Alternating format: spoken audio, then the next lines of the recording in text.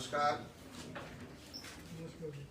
आज आपको इसलिए तकलीफ दी गई है कि जो बहुप्रतीक्षित रीट भर्ती हमारी सरकार करने जा रही है और माननीय मुख्यमंत्री जी ने 2 वर्ष के जलसे के अंदर जो 25 अप्रैल को रीट की भर्ती कराने की बात कही थी, उसमें पिछली 2017 की जो रीट हुई थी उसमें काफ़ी कुछ बातें ऐसी थी जो लोगों ने आकर के बताया था कि इसमें इस तरह की दिक्कत है, राजस्थान के लोगों को कम महत्व मिलता है। कई डिमांड्स थी जो रीट परीक्षा देने वालों की, उसको देखा गया। कई जो वीकर सेक्शन हैं उन्होंने ये कहा था कि साहब इसमें हमारी दिक्कत आती है। तो इन सब चीज़ों को समाहित करते हुए हमारे प्रमुख शासन सचिव महोदया ने और सभी अधिकारियों ने काफ़ी मेहनत की और माननीय मुख्यमंत्री जी तक काफ़ी दफ़ा चर्चा हुई। उसके बाद में आज हम लोग माध्यमिक शिक्षा बोर्ड को जो नोडल एजेंसी है रीट भर्ती कराने की, उसको जो विज्ञप्ति भिजवा रहे हैं, उसमें जो प्रमुख संशोधन पिछली रीट के बजाय किए हैं वो मैं आपसे शेयर करना चाहता हूँ इसी के माध्यम से। 2017 में जो रीट कराई थी पिछली सरकार ने, उसमें सबके लिए रीट की न्यूनतम अंक 60% था, केवल SC/ST के लिए 36% था। लेकिन हमारी सरकार ने काफी लोगों की मांगों को देखते हुए जो और वीकर सेक्शन है उनके अंदर जो न्यूनतम 60% है उसके अंदर छूट दी है, जो मैं आपको बताना चाहता हूँ। अनुसूचित जाति जनजाति में जो नॉन TSP है उसमें पहले 60% थी, अब उसको 55 किया गया है। और जो TSP हो चाहे 2017 हो, अब वो जो न्यूनतम SC का जो है वो 36% था, उसको 36% रखा गया। दूसरा, अनुसूचित जाति, पिछड़ा वर्ग, अति पिछड़ा वर्ग, MBC, EWS, इन सभी श्रेणियों में पिछली 2017 की रीट में 60% था, जिसको 5% की रियायत देकर के 55% किया गया है। समस्त श्रेणी विधवा, परित्यक्ता महिलाएं और भूतपूर्व सैनिक, इनके लिए भी 60% था पिछली भर्ती में, हमने इसमें 10% की रियायत दी है।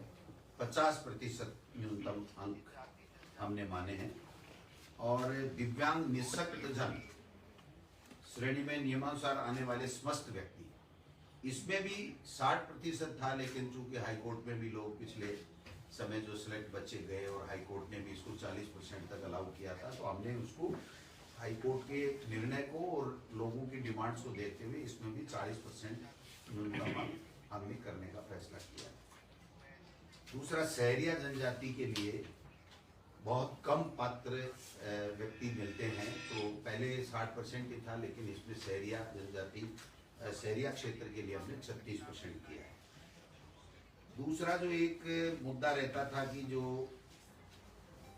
50% अंक न्यूनतम जो स्नातक है, तो वो स्नातकोत्तर या स्नातक में BEd करने वाले जो बच्चे हैं उनको भी हम लोग अलाउ करते हैं। NCT की जो 13 नवंबर 2019 की जो गाइडलाइन थी उसकी पालना करते हुए हमने पहले अगर स्नातक में 50 नहीं है, स्नातकोत्तर में कितने भी हैं, तो वो नहीं BEd ये रीट दे पाता था, अब उसमें कर दिया गया। दोनों में से किसी भी में भी अगर वो 50% है तो वो भाग ले सकता है रीट के अंदर। दूसरा जो न्यूनतम अंकों का था, बाकी अन्य कैटेगरी के लिए जो 12वीं में या जो BA में, उनमें जो छूट थी वो EWS और ये जो हमारा दूसरे जो दोनों MBC है उसमें भी उसको शामिल करते हुए पहले की तरह बराबर इन दोनों कैटेगरी को भी हमने शामिल कर लिया है। वाणिज्य जो विषय था उसकी काफ़ी समय से मांग उठ रही थी और उसको शामिल पहले नहीं किया जा रहा था, अब हमने इसको सोशल स्टडी L2, जो L2 का होगा हमारा BEd किया हुआ व्यक्ति, तो वो उसमें सोशल स्टडी के अंदर हम उसको BEd वाले को पात्र मान रहे हैं। एक रीट के साथ हमें सिलेक्शन का जो क्राइटेरिया था, जो पहले रूल थे, उसमें 30% अकेडमिक के थे और 70% रीट के थे। तो हालांकि ये रीट का पार्ट नहीं है, लेकिन बताना जरूरी है क्योंकि जो बच्चा रीट दे रहा है उसको ध्यान में रहना चाहिए कि मेरा सिलेक्शन का क्या क्राइटेरिया है। तो उसको जो हमारे राजस्थान के नौजवान शिक्षित बेरोजगार जो ज़्यादा आने चाहिए, जिनकी बहुत बड़ी मांग थी, उसको ध्यान में रखते हुए अब जो पहले हमने टेट में कर रखा था उस तरीके से यहाँ पर 90% रीट का वेटेज होगा और 10% उसकी जो एकेडमिक योग्यता होगी उसका होगा। तो ये 30% पिछली सरकार के समय था, जिससे काफी ये शिकायतें आई थी और काफी फर्जी डिग्री लेकर के बाहर के लोग भी आगे थे। तो मैं समझता हूँ राजस्थान के लोगों को ज्यादा से ज्यादा वेटेज मिले, इसके लिए भी हमने किया है।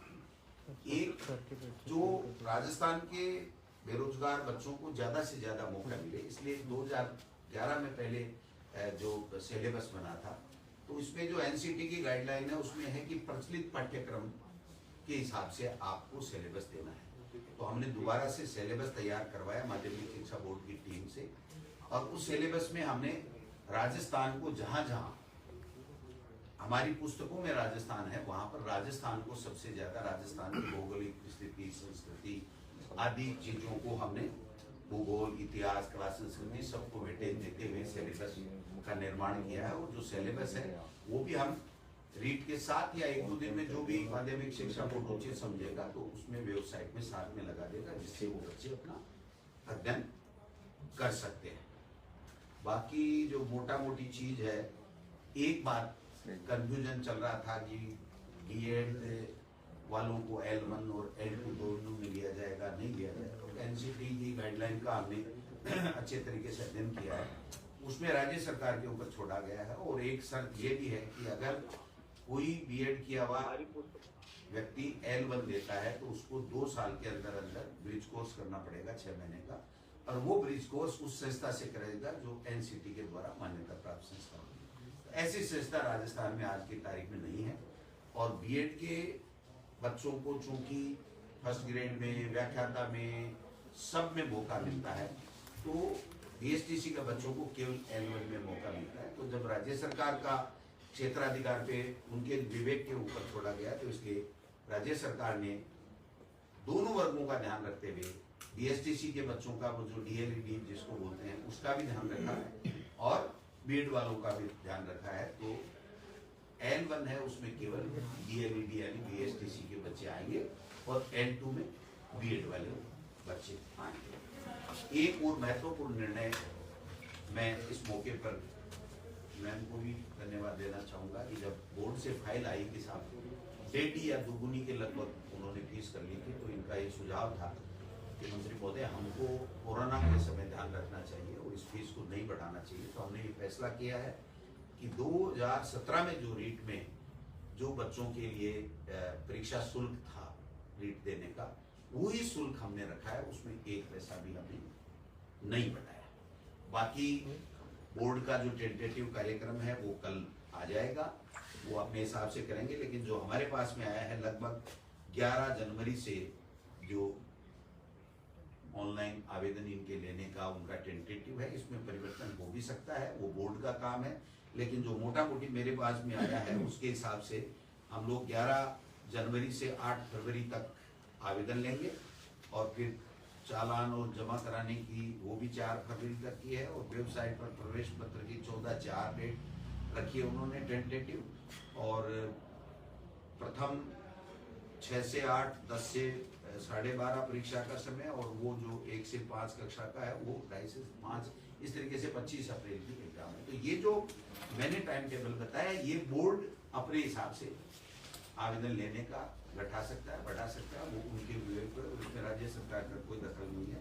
हम केवल ये जो छूट दे रहे हैं या हमने जो नए निर्णय किए हैं, जो हमारे शिक्षित बेरोजगारों की रीट देने वालों की जो मोटी मोटी समस्याएं थी, उनको काफी जद्दोजहद के बाद में, काफी विचार विमर्श करके पूरी तरीके से एनसीटी की गाइडलाइन के हिसाब से हमने इसको दुरुस्त किया है। जो मोटा फैसला किया गया है वो मोटा फैसला राजस्थान के बच्चों को ज्यादा से ज्यादा मौका मिले, इसके लिए राजस्थान का जो हमारी पुस्तकों में पाठ्यक्रम में है सामग्री, उसमें से जो सिलेबस है उसका निर्माण किया गया है।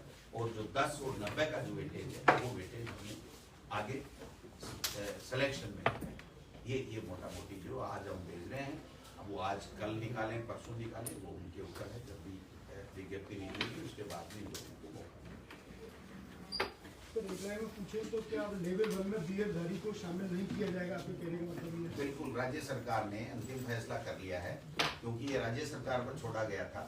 और दूसरी चीज, ब्रिज कोर्स की जो आवश्यक शर्त थी, अगर हम इसको अगर L1 में बीएड वालों को शामिल करते तो एनसीटी से कब उस ब्रिज कोर्स की मान्यता मिलेगी, राज्य सरकार के पास क्या संसाधन होंगे, क्या नहीं होंगे। दूसरी चीज, फिर अगर वो नहीं कर पाएगा तो फिर उसकी नौकरी को खतरा हो जाएगा, उसको हम परमानेंट कर नहीं सकते, उसको बाहर निकालना पड़ेगा। तो कई तरह की कॉम्प्लिकेसी बढ़ने की संभावनाएं थी।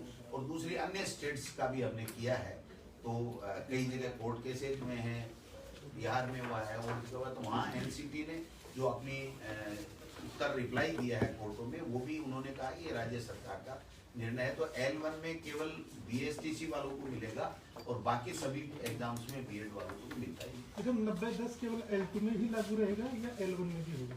नहीं, ये सिलेक्शन L2 में, L1 में तो जो मेरिट बन जाएगी वो मेरिट जो पहले की तरह है, उसमें कोई किसी तरह का कोई नहीं। राजस्थान जीके की L2 में ही केवल ये 70-30 का था, जिसको 90-10। राजस्थान जीके की आप बात करें सर, कुछ अंदाजा है कितने नंबर का सर वो आधार होगा? देखिए, नंबर नहीं बताए जाते हैं, नंबर पेपर के होते हैं और पेपर में बाकायदा सिलेबस होता है।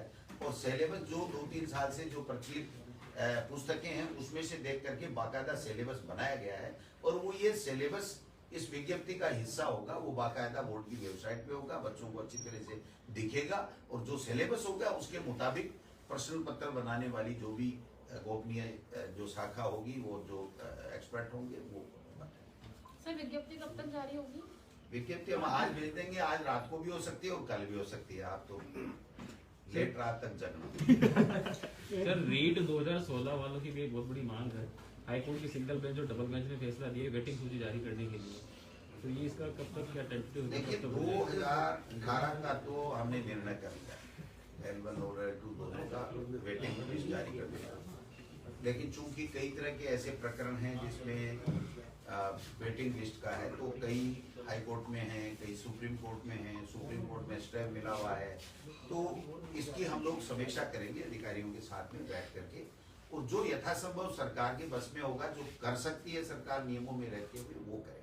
सर यही उनकी समस्या कि 2018 वालों का तो कर दिया लेकिन 16 वालों को नहीं किया, और SLP भी जो है सरकार वापस नहीं ले रही है। इसको एग्जामिन करवाएंगे, इसको मनन चल रहा है और इसको एग्जामिन करवाएंगे कि हमारी क्या लीगल पोजीशन है। क्योंकि जब एक बार सुप्रीम कोर्ट में जाने के बाद में जब स्टे हो जाता है वहाँ पर प्राइमा फेसी, तो थोड़ी सी दिक्कत आती है। लेकिन फिर भी मैंने मुख्यमंत्री जी से कल परसों बात की है इसके बारे में। मुख्यमंत्री जी ने शायद ट्वीट भी किया था कि हम लोग ऐसी भर्तियों को कोर्टों से निकालने के लिए भी कोई गंभीर प्रयास कर रहे हैं। तो मैं समझता हूँ इसमें आगे चल करके कोई रास्ता निकले। सर स्कूलों को खोलने की कवायद की अभी मीटिंग भी हुई थी, लेकिन 15 जनवरी तक टाल दिया गया। क्या कुछ सर कुछ फीडबैक आया इस तरह के नहीं खोलने चाहिए स्कूल? पहले ये थी कि 4 से 5 जनवरी के बीच में खोले जाएंगे। मुझे जो लग रहा है कि अब कोरोना कम हो रहा है तो सरकार इसके ऊपर गंभीरता से विचार कर रही है। काफ़ी स्टेट्स का अध्ययन किया गया और जो केंद्र की SOP है उसको भी देखा गया। स्कूल खोलने का मतलब है स्कूल भी खुलेंगी, कॉलेज भी खुलेंगी, तो कोचिंग भी खुलेंगी, तो इसका सारा प्रभाव देखना पड़ेगा कि कितना क्या कोरोना का प्रभाव रहता है। लेकिन आप मान के चलिए कि 14-15 तक कोई न कोई अंतिम फैसला होगा। Thank you.